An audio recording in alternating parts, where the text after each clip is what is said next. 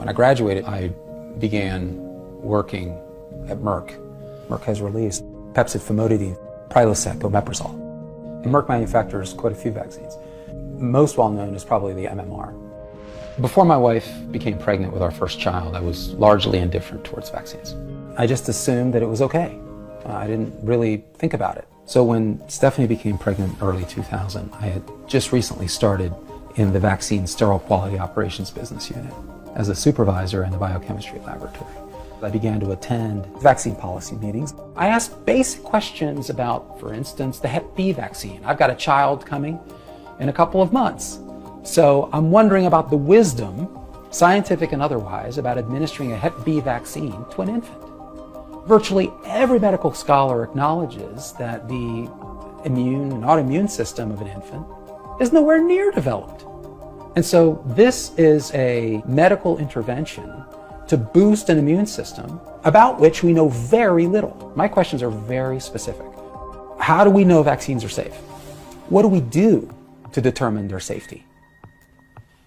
What have we done to determine the robustness of the methods that we're employing to determine safety and efficacy? These are basic questions.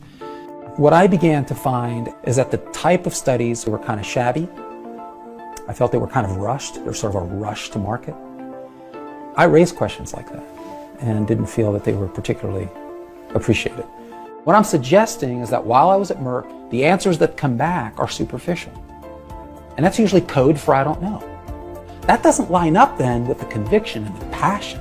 The vaccines are absolutely bulletproof and everybody should be vaccinated. There's a disconnect there. It makes you wonder what else is going on.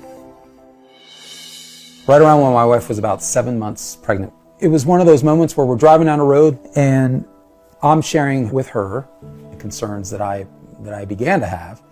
And eventually we just kind of looked at each other and knew that we had come to the same conclusion. The probability of disease actually from vaccination was actually higher. And we made a decision when we weren't going to vaccinate any of our children. We were meeting more and more individuals in the pharmaceutical business. We're also leaning in the same direction. I had a dear friend who still works in Big Pharma. She was about to give birth herself. She made that decision as well, not vaccinate at all. And we have not vaccinated a single time for any of our 4 children. They are super healthy, and it's, 18 years after the fact and never look back.